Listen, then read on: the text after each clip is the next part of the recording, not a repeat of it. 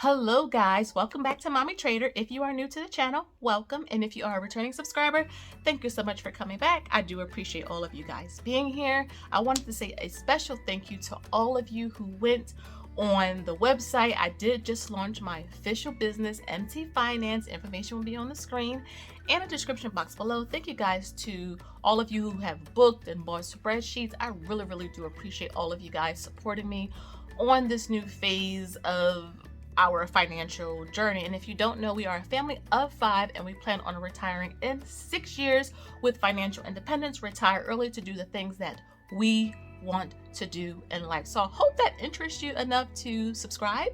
Go ahead and subscribe, like, hit that little bell notification button so that you don't miss a video every time I upload, and follow me over on Instagram.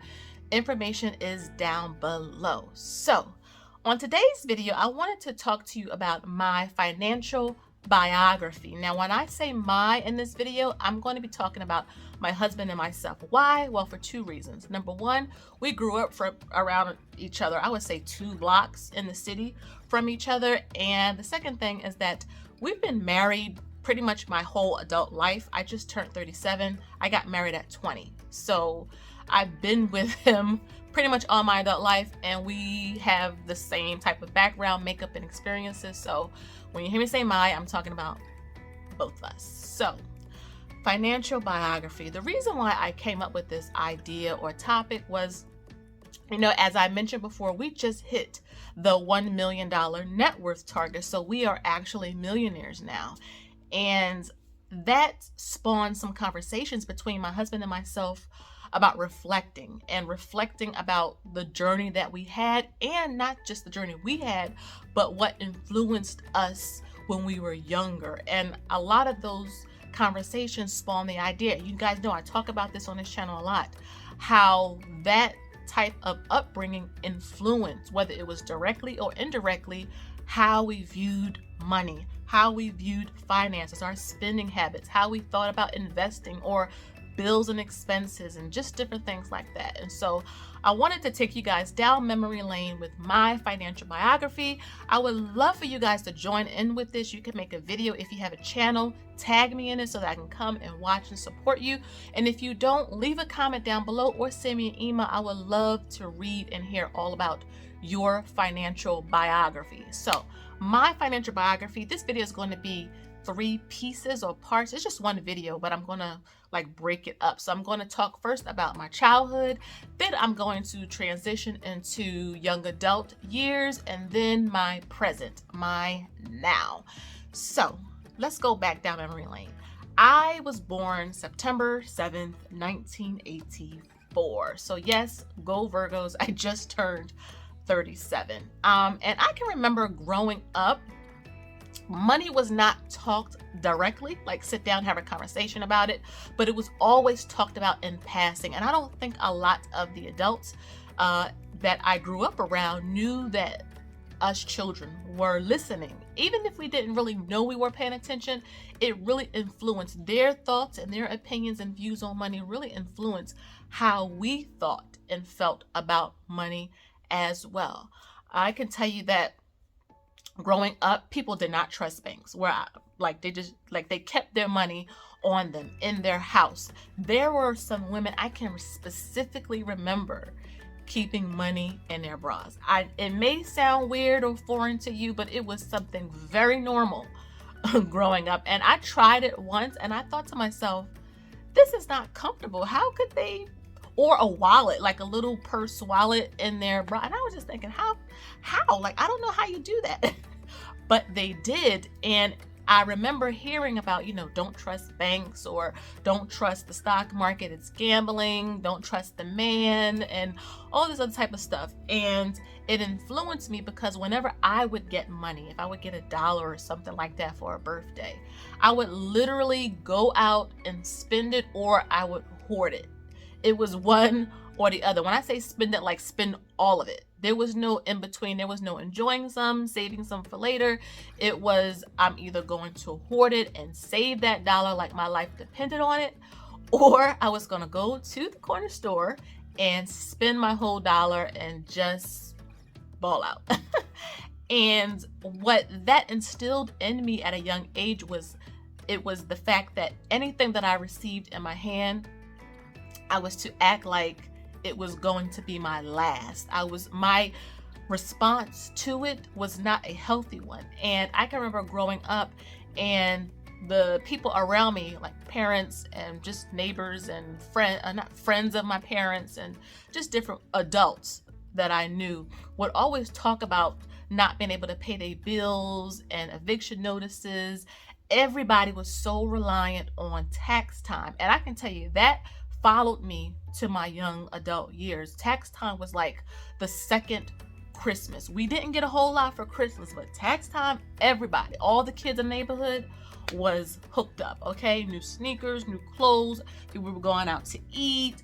We were just doing things. Nobody was really saving. And now that I'm thinking back about it, we were all living good for about a month.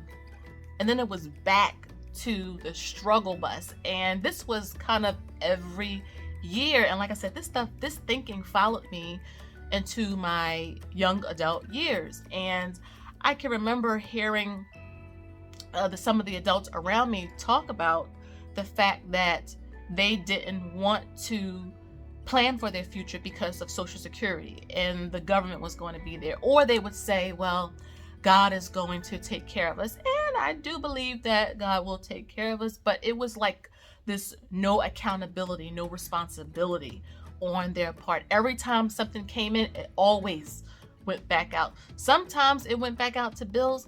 Other times it went back out to things that really wasn't a necessity. We ate out a lot. Now, I grew up in the inner city, so we had corner stores. I don't even know if you guys even know what a corner store is, but it was basically like how can I say this? A small grocery store that's on the corner, and a lot of the things that they sold in that store, like food and candy and drinks, were extremely marked up, and it was overpriced, not healthy, hardly any fruits and vegetables. But that is where we went to go buy groceries and milk. And a lot of the times we grew up, we had food stamps, and food stamps isn't a bad thing. But again, we didn't budget out anything. We just kind of went to the corner store or to the market and just put whatever we wanted in a cart and came back home.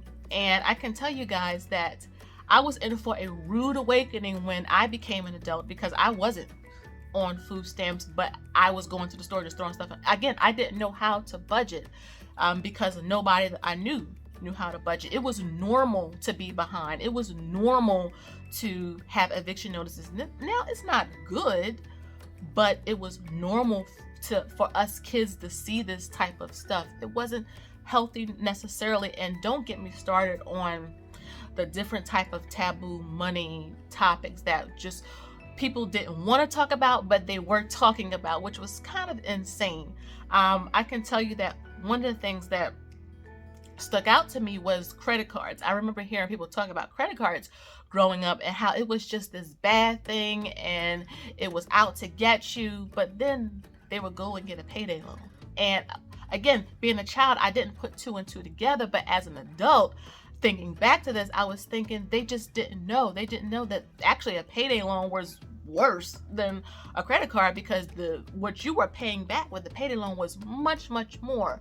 But again, a payday loan, you can get cash. A credit card, you don't really see the balance or the money. So those type of things impacted my view on finances. Now, going into my young adult years, I remember getting my first credit card at 18. And I remember as soon as I turned 18, the credit card offers just kept coming. Now, I was not interested in payday loans because I saw the effect that if you didn't pay those people back on time, they will be like seriously coming after you. So I figured, well, I'll just get a credit card, because they only wanted me to pay $20 a month. And of course, when you're 18 years old, you're thinking, I have my whole future ahead of me. I'm going to go to college, graduate, get this great job, paying this great income, and I'll just pay it off. And I can tell you guys that that dream did not match up with reality. I didn't take into account that I was going to get married young. I didn't take into account that we weren't going to start off with the big bucks and the big career. We weren't going to start. I didn't take into account that we were going to have student loans. I didn't take into account that once I started having children, I was going to have a son who was special needs. And so it's not to say that you can't have that way of thinking like you have your whole life ahead of you, but it's also important to be smart and wiser. But again, my view on money was not healthy, and I thought, well, I'll just pay it back tomorrow. It was always like that with me, especially when I became like 19, 20ish. I would get my first job while going to school. It was, I just pay it back tomorrow. I could afford $20, $25 a day. There were times when I could afford to pay the whole balance off and just didn't, because $20 just felt so much better on my money than $200. Keep in mind, I still owe the $200, but I figured, oh, I'll just pay the interest on it and I didn't realize starting that ball rolling was going to equal thousands of dollars of debt. It was going to equal fights with my husband about money. It was going to equal eviction notices on the door. And one thing that I can tell you guys on your financial journeys is that you will not be able to make the transition to a positive money mindset until you have your sick and tired moment. If you don't have that sick and tired moment, you are not going to be successful on this journey. There has to come a point in time where you are just like, I'm tired of this. I'm done. Our sick and tired moment that I can remember was coming home. I had a small baby and there was an eviction notice on the door. If we didn't pay this certain amount of money, and they were right because we were mismanaging our money. They said, if you don't pay this amount of money, baby or not, you are out of here. So what does it look like in the middle of winter having this small baby living in a car?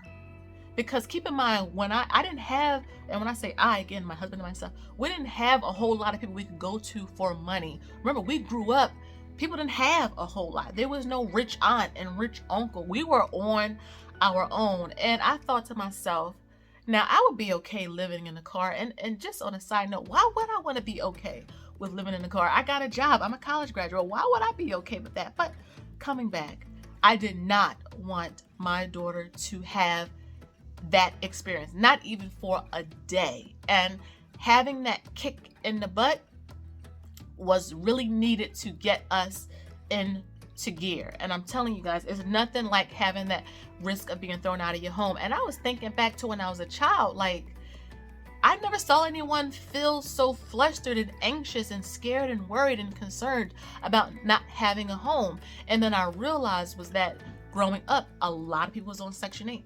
A lot of people had government assistance. We did not. We were always right over the limit for assistance. And as a result, everything that we had to deal with, we had to do on our own. I was not able to get WIC. Again, literally right over the threshold. I was not able to get food stamps. Why?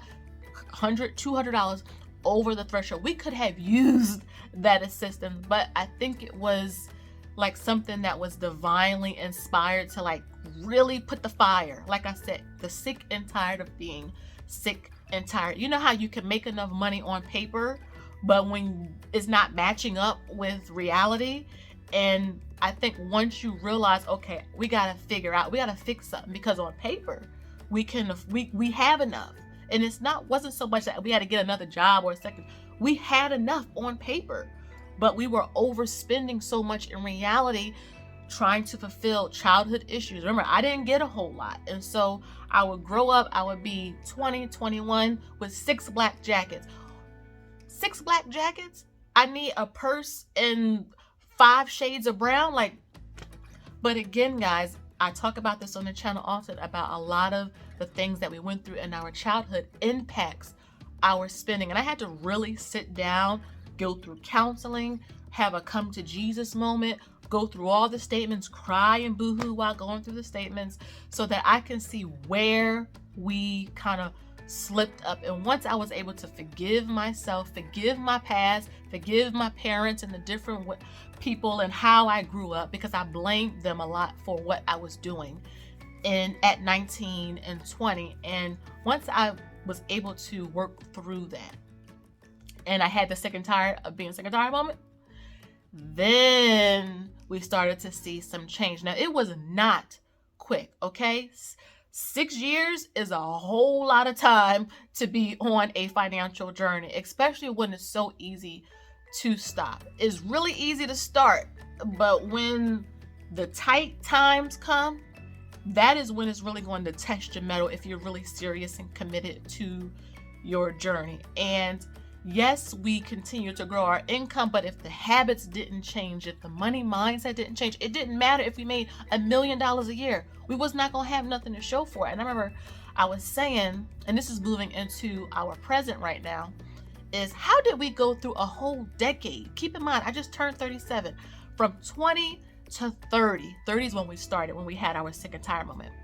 A whole decade with nothing to show for it but clothes and pocketbooks and shoes, credit card debt, student loan, nothing to show for it. Not a small Roth, not a small 401k, not a home, nothing that was ours. Everything was borrowed, furniture, credit cards, store credits and all that stuff you can get from Aaron's and Bob's and all that.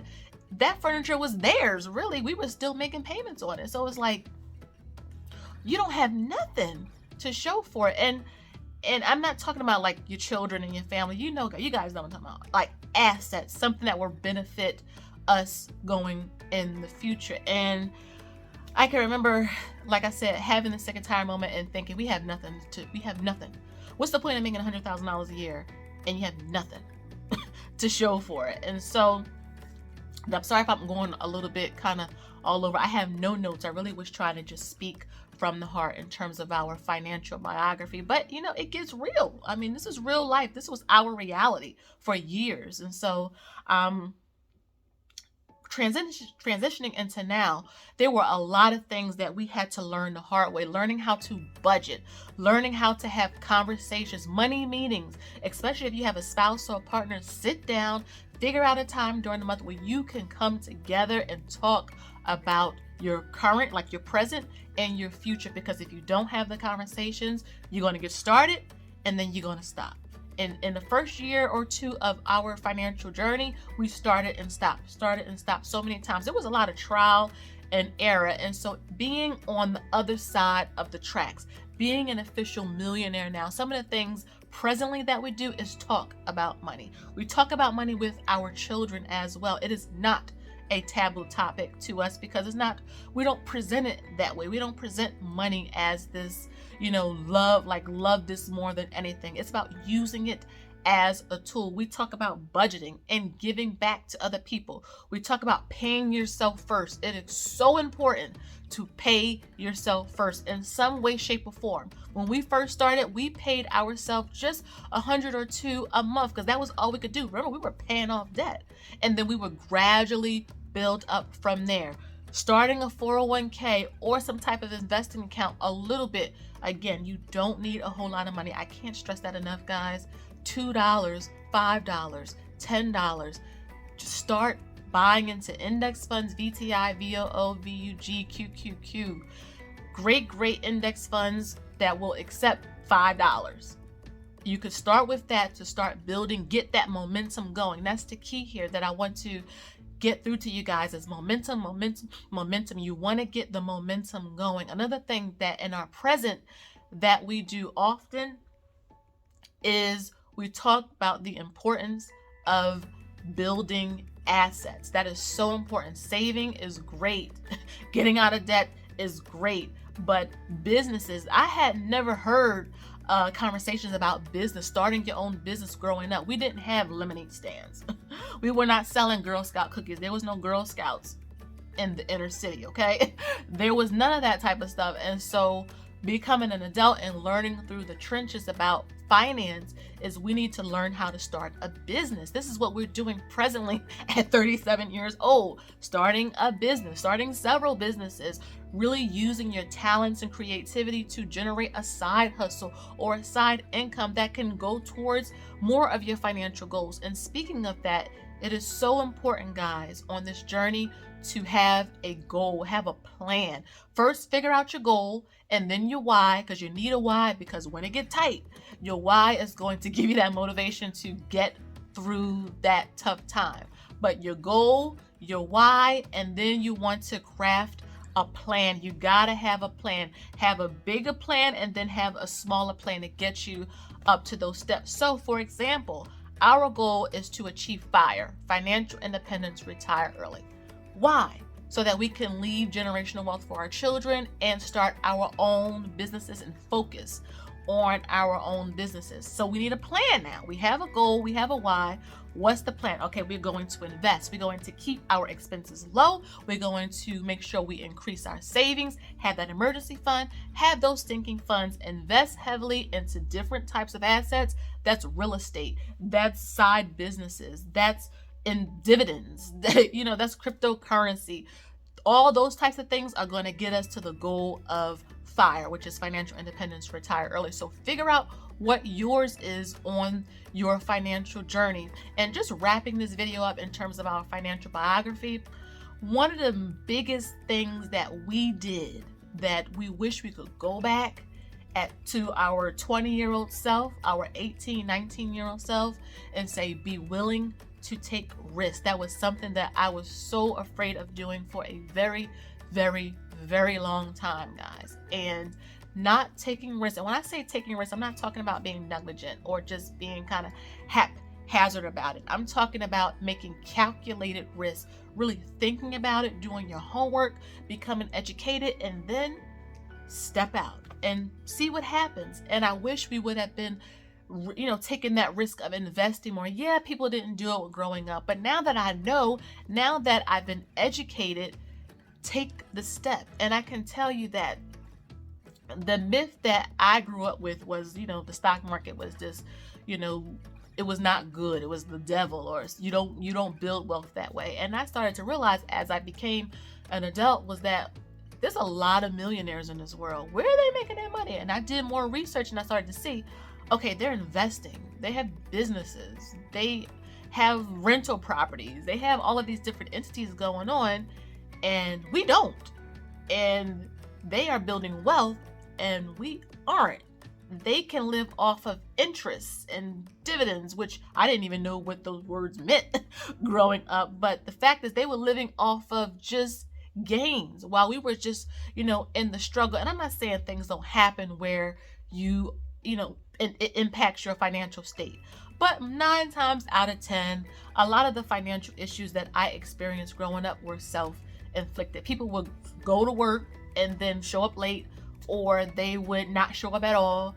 Job hoppers, not really serious about it. And I can tell you guys that one of the things that we learned the hard way is that once you find a good position, a good career, a good job, try to do the best that you can with it. Keep receipts so that you can keep documentation of your work and your progress. So if things turn out, sideways, you have some receipts. But overall, just being able to achieve something that was not available to me, and just being able to teach my nieces and nephews, in addition to my children.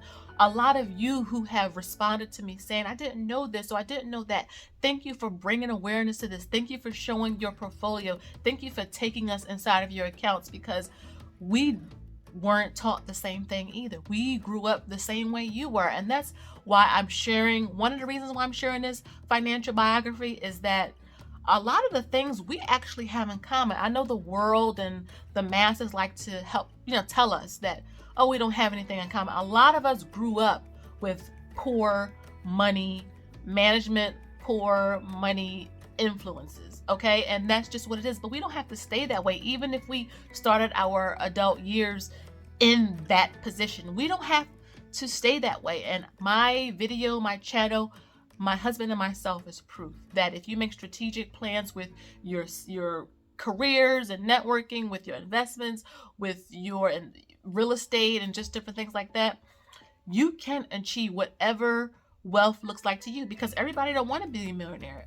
People will be fine with $500,000, but whatever your goal is, you will be able to achieve it because you were able to overcome a lot of that type of stuff. So I really hope that you guys enjoyed going down memory lane with me in this financial biography. I tried not to give any names because, I have some family that watch this channel now, But I really hope that you guys could see where I was coming from, because it's so important to like go back and keep those memories close to you so that you can avoid making those mistakes. Because when you bury stuff under the rug, it'll creep back up a lot of times, especially when it comes to money.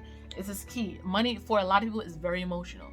But I think once you can work through that and you can view money as a tool, as a way to build something else, you will start to see a lot of your goals come to pass. So thank you guys again for watching.